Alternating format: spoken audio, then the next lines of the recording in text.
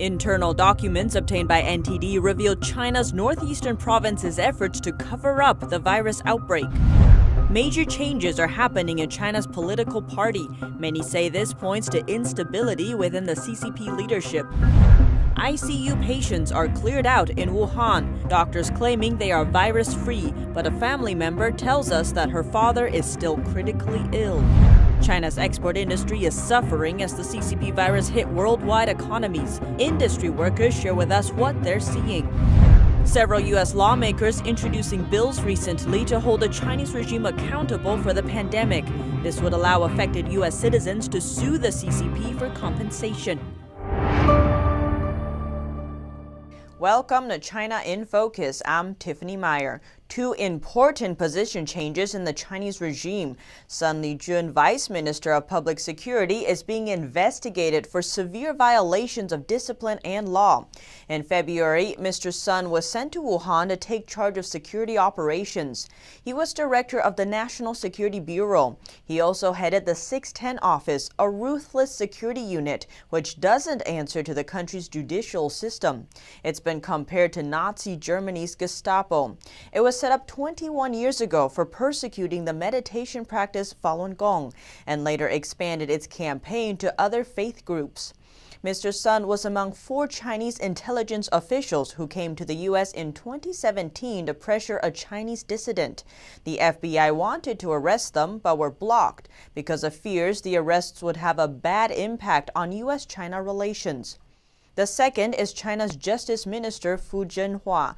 He stepped down as the ministry's deputy Communist Party chief. Chinese media didn't give the reason.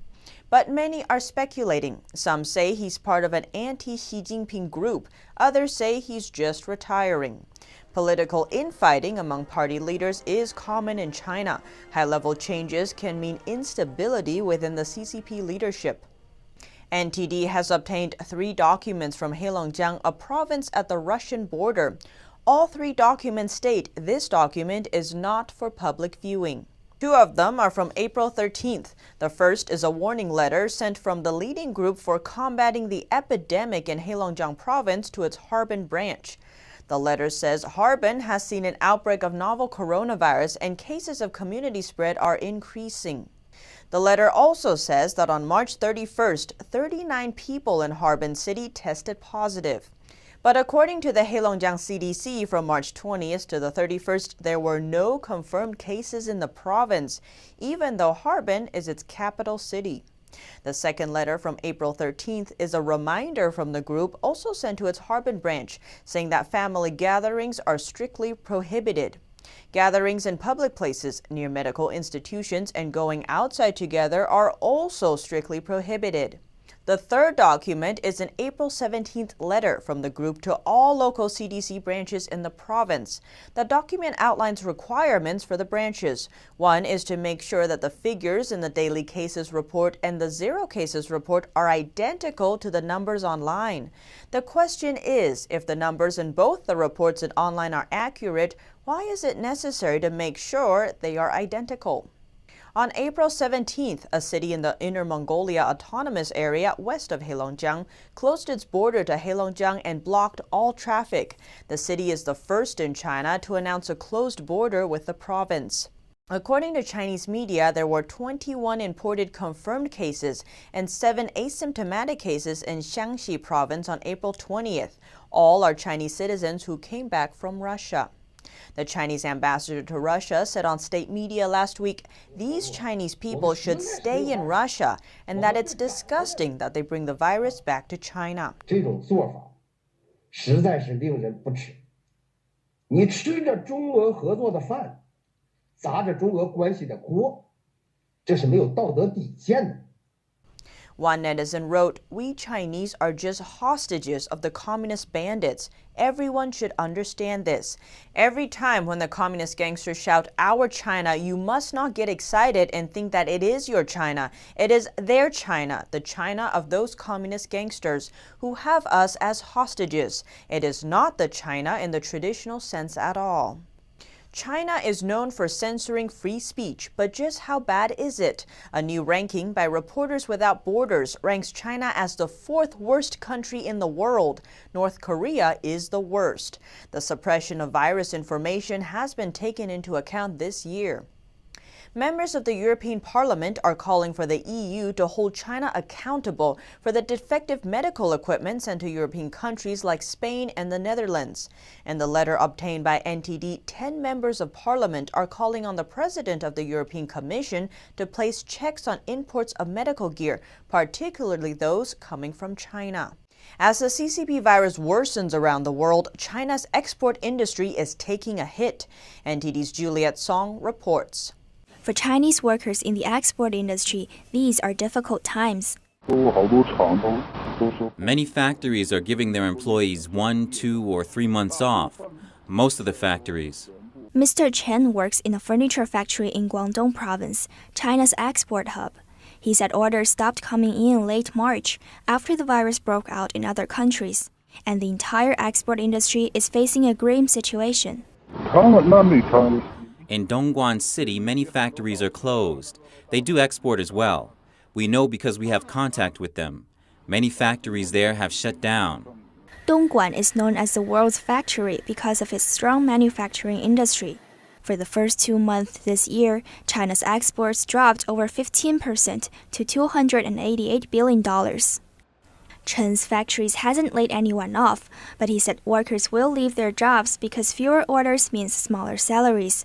Furniture factory workers used to earn about $500 to $700 a month. Now they make only a little over $300.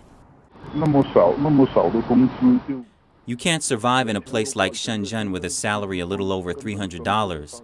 After you buy some meals and other necessities, there won't be much left.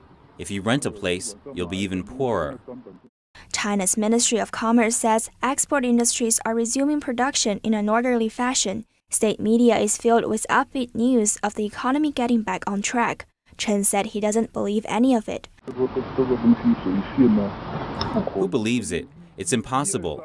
From January to March, there's not many orders at all. We were basically on a break. There's no way the economy is on track. Chen added that people don't dare to spend their money even if they have savings. Chinese people work hard all their lives to earn money. But even if you have, say, $11,000 to $14,000 in savings, it will be gone if you suffer a major illness. There's insurance, but the insurance is useless. Qian Shan, a business owner who worked in export for many years, told our sister media The Epoch Times China's export industry is doomed because of the pandemic. Qian said it's inevitable that small to medium-sized businesses go bankrupt or halt production on a large scale, and unemployment will quickly rise. He thinks the only way to stimulate the economy is to cut military spending and tax, privatize state-run enterprises, streamline administration, and delegate more power to low-level government. The problem is all of these cross the Communist Party's bottom line.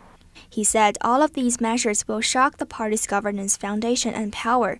That's why they refuse to do it.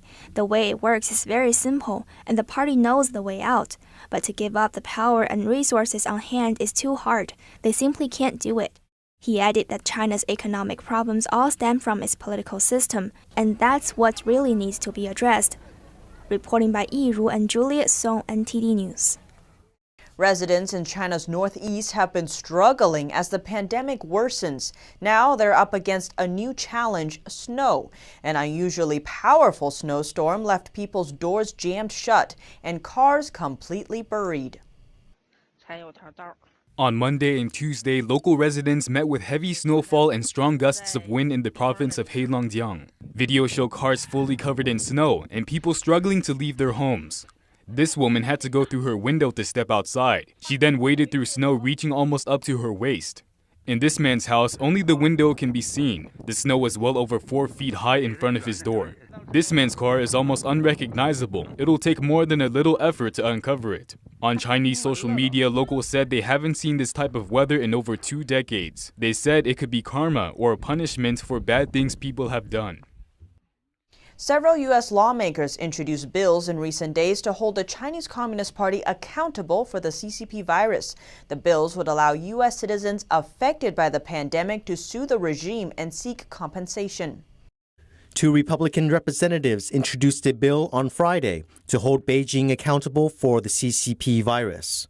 The bill would allow U.S. citizens and governments to sue the Chinese Communist Party for damages. It essentially strips China of sovereign immunity. The bill would apply to other countries that commit the same act of misleading the World Health Organization. Representatives Ron Wright of Arlington and Chris Smith of New Jersey said the CCP intentionally hid the truth about the virus, which allowed it to spread around the globe. Wright wrote on Twitter, "The communist regime spread lies and false propaganda while using the WHO as its mouthpiece." Both representatives serve on the House Foreign Affairs Committee. Smith also serves as ranking member of the Congressional Executive Commission on China, following years as its chairman.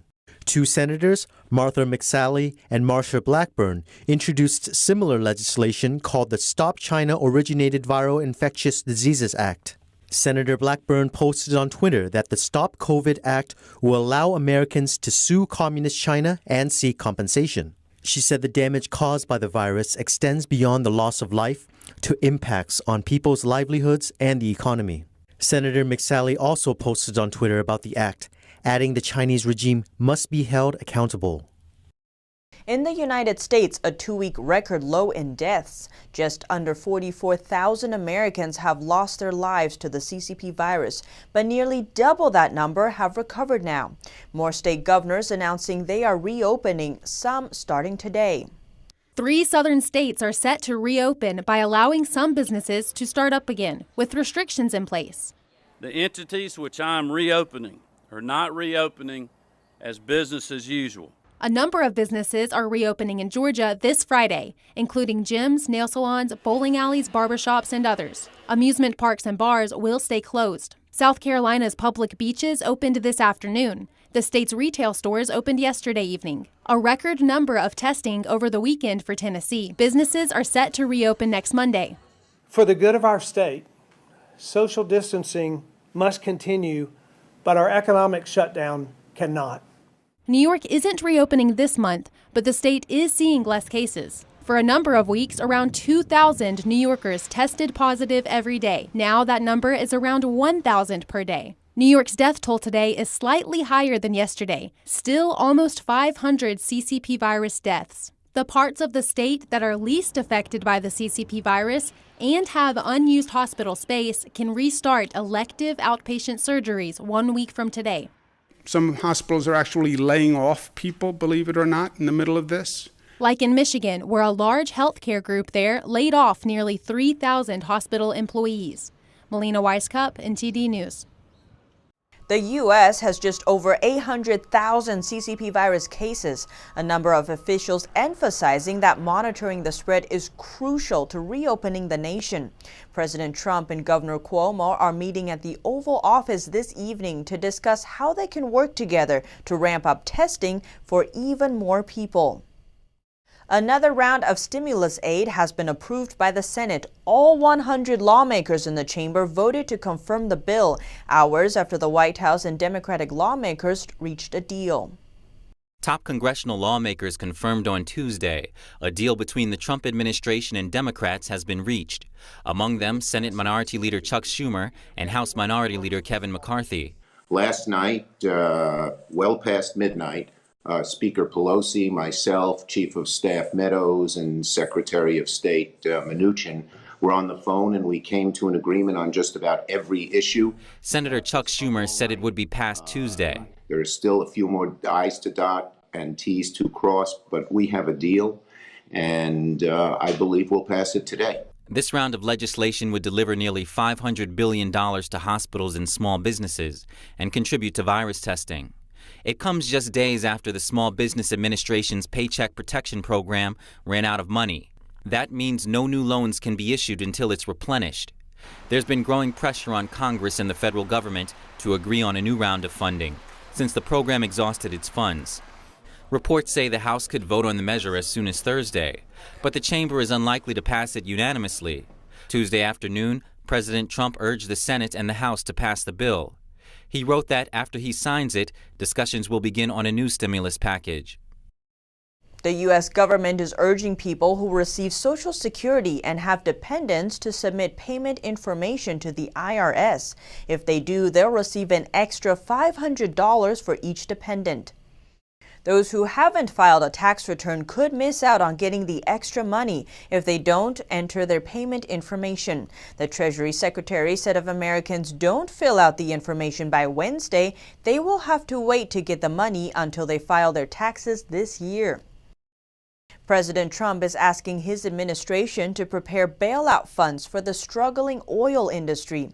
Weak demand and increased supply have caused prices to crash in recent days. President Trump has instructed the Energy and Treasury departments to prepare bailout funds to counter the collapse in U.S. oil prices. The president said on Twitter he will never let the great U.S. oil and gas industry down. The move comes after U.S. crude fell below $0 for the first time ever yesterday, as traders paid people to take it from them because they have nowhere to store it. Global lockdowns have meant surplus oil with storage hubs almost at capacity. In other words, traders have access to the cheapest oil ever, but nowhere to put it. An unprecedented problem. Trump says he'd like to use the opportunity to fill up the country's strategic reserve, about 77 million barrels. But he'll look for Congress's approval first. The crash sent shockwaves through the financial market, all 11 sectors in the S&P 500 falling. The three major U.S. indexes are down between 2.5 to 3.5%. Trump's announcement comes as Saudi Arabia, the world's second largest oil producer after the U.S., announced its desire to help stabilize the market. Missouri is the first state to sue the Chinese Communist Party for suppressing information about the outbreak when it was first spreading. The state's attorney general says the Chinese regime concealed the seriousness of the outbreak from the rest of the world.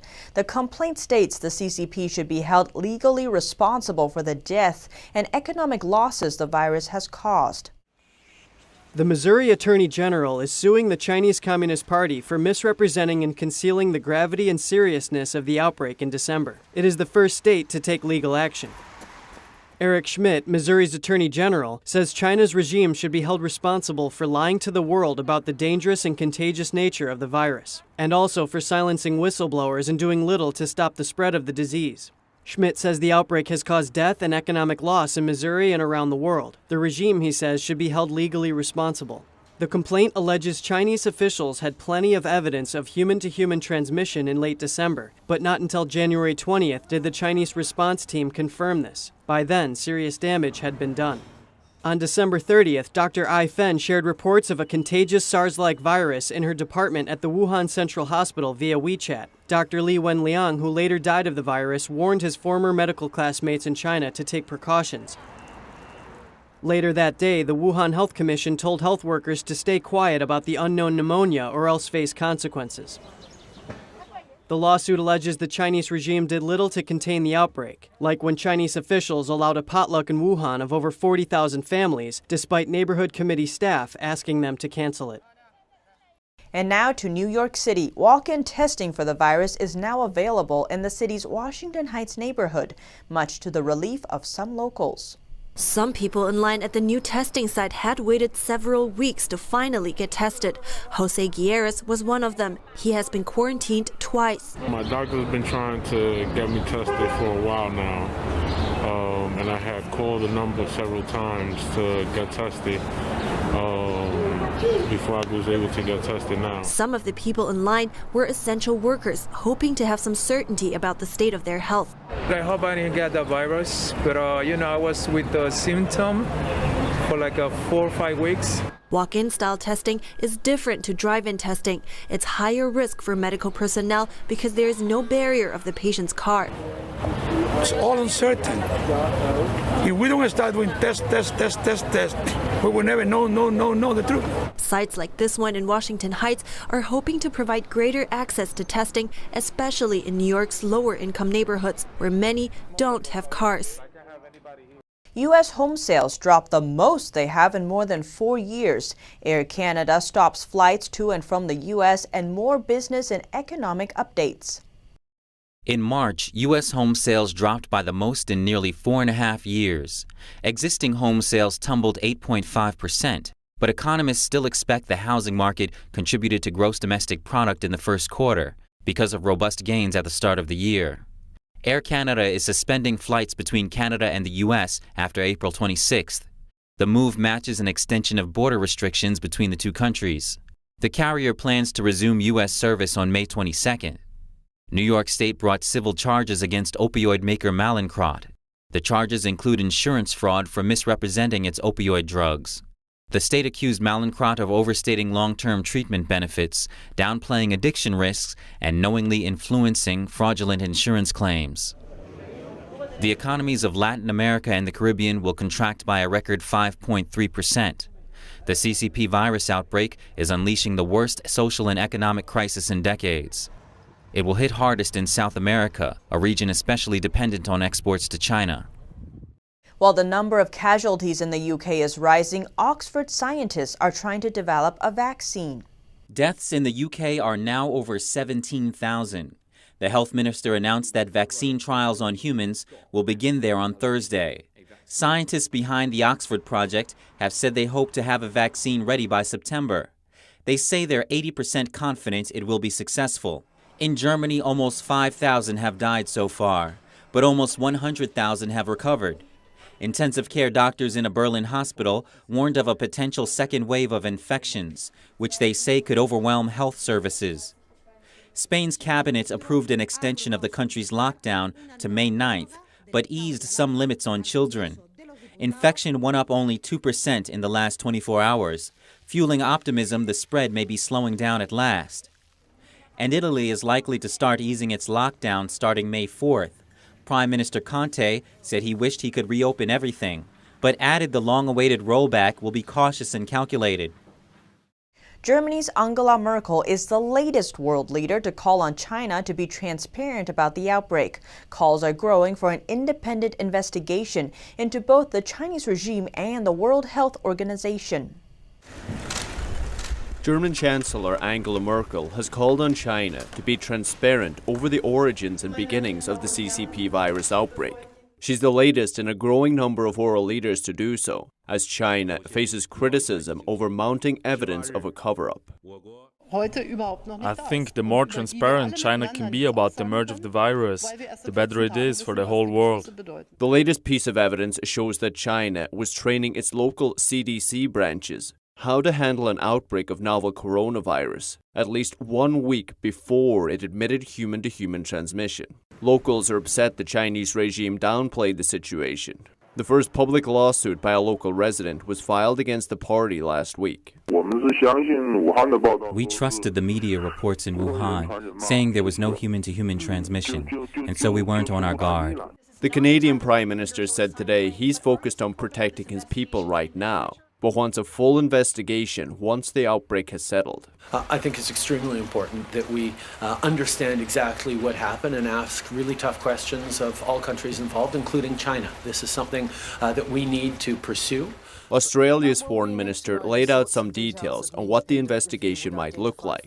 She has the full support of the country's prime minister. It's about the genesis of the virus, about the approaches to dealing with it and addressing it, about the openness with which information was shared, about interaction with the World Health Organization, interaction with other international leaders. The US halted funding to the WHO last week, the president saying it failed to uphold its responsibility. Many now accuse the WHO of conspiring with China to cover up the pandemic. The agency received a letter from Taiwan at the end of December, warning that the virus could be passed between humans, but it denied the fact until after China announced it on January 20th. Reporting by Paul Greaney, NTD News. An Australian city councillor has received overwhelming support but also criticism as he pushes for his city to end its 32-year sister city relationship with Kunming, China.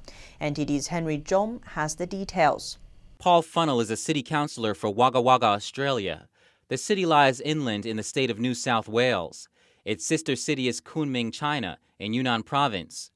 Sister cities usually promote commercial and economic links, but Funnell says he is concerned about his city's relationship with Kunming. It's a worry that has been with him for a long time. Because the link is not with the people of Kunming, but with the governing authorities, the CCP. I've never been supportive of the CCP and the oppression of any communist regime throughout the world, let alone what's been going on in China for decades now. He said that China can't be trusted and pointed to recent behavior that proves this. Namely, the regime covered up the outbreak of the CCP virus, which resulted in tens of thousands of deaths around the globe. On April 14th, Paul introduced a motion to break the city's 32-year tie with its sister city Kunming. The motion was passed by one deciding vote. However, the following day, Councillor Tom Koschel, who cast the deciding vote, backflipped on his decision and apologized to Kunming for passing the motion. After his motion was passed on April 14th, Funnel has garnered attention from both sides. So the first 24 hours was quite a vitriolic attack, and everyone naturally said, I'm a racist pig. There were threats. Funnel received emailed threats and the threat of a lawsuit within the first 3 days of the motion passing. He said he has never experienced anything like this in his entire life. On April 16th, the Chinese consulate in Sydney issued a statement telling the Wagga Wagga Council to shut Funnel down. I've now got our own mayor and other councillors saying, we're not just going to apologise to Kunming, we're going to apologise to the entire People's Republic of China. But Funnel has also received overwhelming support, particularly from some Chinese Australians who understand that this is not racially motivated and are happy that someone has taken up their cause. Funnel added that more than 10 other councillors from around the country would like to take similar steps, but are intimidated after what happened to him. Virgin Australia announced today it had entered voluntary administration. It's seeking bankruptcy protection after the Australian government refused to bail it out. Virgin Australia has become Asia's biggest victim of the air travel industry's ongoing crisis.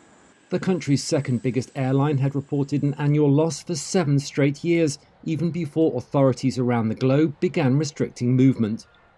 It still managed to secure a third of Australia's domestic market before calling in administrators with a debt of over $3 billion.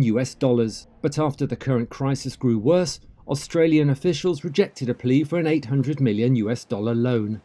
Now, the airline succumbed to restructuring that could lead to it being sold, and the company has gone under administration, Australia's closest thing to Chapter 11 bankruptcy.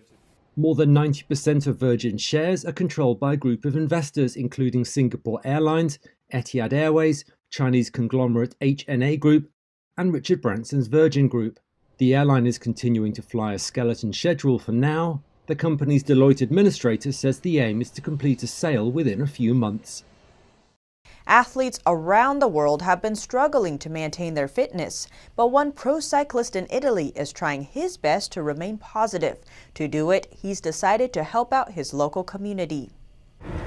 David Martellini is now delivering medicine to people in Lodeto, his hometown in the hard-hit Lombardy region of northern Italy. His village has neither a pharmacy nor a supermarket. Martellini makes daily trips to Rovato, the next town over, to pick up supplies. The Astana team rider said the fewer people go to the pharmacy, the better, since there is less risk of infection. Given that I cycle and I had a bike and 2 well-trained legs, doing 10 kilometers a day is nothing special. But I wanted to help the people that always support me during the season. It was time to pay them back. Martellini's father, Giuseppe, himself a former rider and now sporting director at Astana, said he didn't think this year's Tour de France would be scrubbed completely. I hope that in August and September we can all ride and we can ride around the world because, in the end, our sport is itinerant and people come from all around the world. Giuseppe hopes the virus will be eradicated by September and everyone can enjoy another season of cycling. Here at China in Focus, we dedicate ourselves to bringing you truthful, honest reporting. Don't forget to subscribe for the latest updates and see you tomorrow.